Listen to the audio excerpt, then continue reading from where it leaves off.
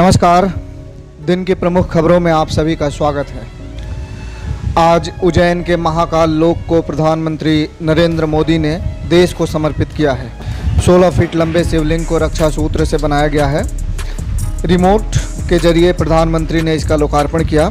इसके पहले उन्होंने विशालकाय नंदी की पूजा की और कहा कि अत्याधुनिक तकनीक से बने इस मंदिर में दर्शनार्थियों को बहुत सारी ऐसी यादें मिलेंगी जो जीवन भर उन्हें याद रहने वाली होंगी। यह ऊर्ध्वगामी शिवलिंग है जो करीब 16 फीट लंबा है। माना जाता है कि 11 फीट और 16 फीट का शिवलिंग बेहद शुभ और धर्म के विस्तार का प्रतीक माना जाता है। इस मंदिर के लिए थीम सॉन्ग मशहूर गीतकार कैलाश खेर ने गाया है, जो सोशल मीडिया पर तेज़ी से वायरल हुआ है। एक दिन पहले आखिरी सांस लेने वाले समाजवादी पार्टी के संस्थापक मुलायम सिंह यादव का अंतिम संस्कार आज मंगलवार को उनके पैतृक गांव सैफई में किया गया है।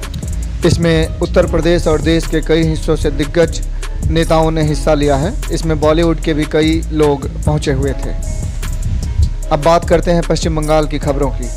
शिक्षक नियुक्ति भ्रष्टाचार मामले में एक और बड़ी गिरफ्तारी मंगलवार को हुई है। सोमवार रात तृणमूल कांग्रेस के पलासीपाड़ा से विधायक और प्राथमिक शिक्षा परिषद के पूर्व अध्यक्ष माणिक भट्टाचार्य ईडी दफ्तर में पूछताछ के लिए गए थे। रात 1 बजे तक उनसे हुई गहन पूछताछ के बाद ईडी ने उन्हें गिरफ्तार कर लिया। उनकी गिरफ्तारी की सूचना उनके बेटे को दी गई है। मंगलवार दोपहर के समय जोका ईएसआई अस्पताल में उनकी चिकित्सकीय जाँच कराई गई, जिसके बाद ईडी की टीम उन्हें लेकर बैंकसाल कोर्ट पहुँची, जहाँ उन्हें कोर्ट में पेश किया गया।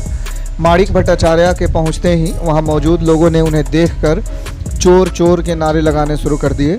एक महिला ने तो अपना चप्पल भी उठाकर उन्हें दिखाना शुरू कर दिया था। हालांकि वहां बड़ी संख्या में पुलिसकर्मियों की तैनाती पहले से थी। माणिक भट्टाचार्य को सुरक्षित कोर्ट परिसर के अंदर ले जाकर कोर्ट में पेश किया गया।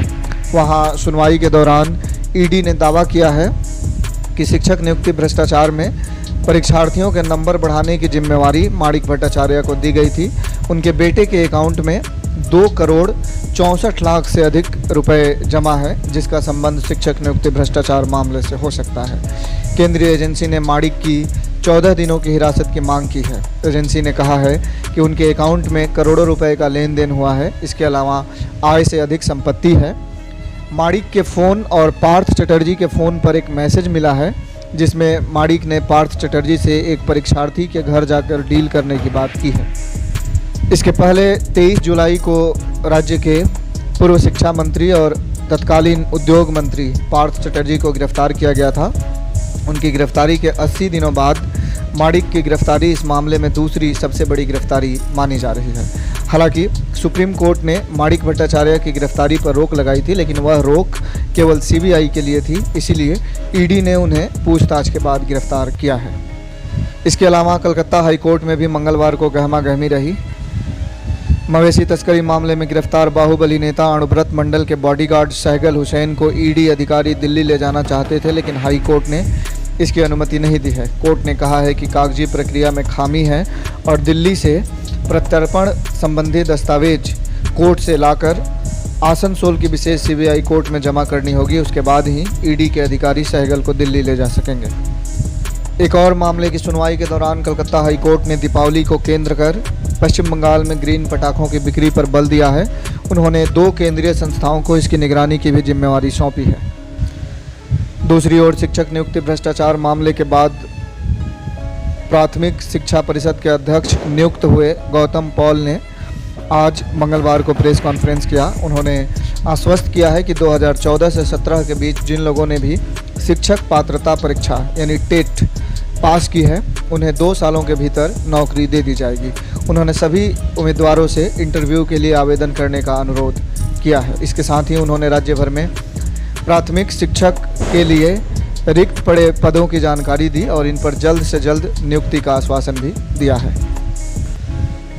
एक तरफ जहां केंद्रीय एजेंसियां कई मामलों में लगातार जांच कर रही है, वहीं राज्य सीआईडी भी नदिया जिले के कल्याणी में एम्स में हुई नियुक्ति में कथित धांधली की जांच लगातार कर रही है। इस मामले में मंगलवार को भाजपा के विधायक नीलाद्री शेखर दाना से पूछताछ हुई है। सीआईडी के बुलावे पर भवानी भवन स्थित एजेंसी के मुख्यालय में बांकुड़ा के विधायक नीलाद्री शेखर दाना मंगलवार सुबह 11 बजे पहुंच गए थे। 7.5 घंटे से अधिक का वक्त गुजर चुका है और उनसे अभी भी पूछताछ हो रही है। आरोप है कि उनकी बेटी मैत्रेयी दाना को डेटा ऑपरेटर के तौर पर एम्स में जो नियुक्ति हुई है उसके लिए नीलाद्री ने भाजपा नेता के तौर पर अपने प्रभाव का दुरुपयोग किया था। इस मामले में कल्याणी में एक व्यक्ति ने पुलिस में लिखित शिकायत दर्ज कराई थी, जिसके आधार पर सीआईडी जांच कर रही है। धन्यवाद।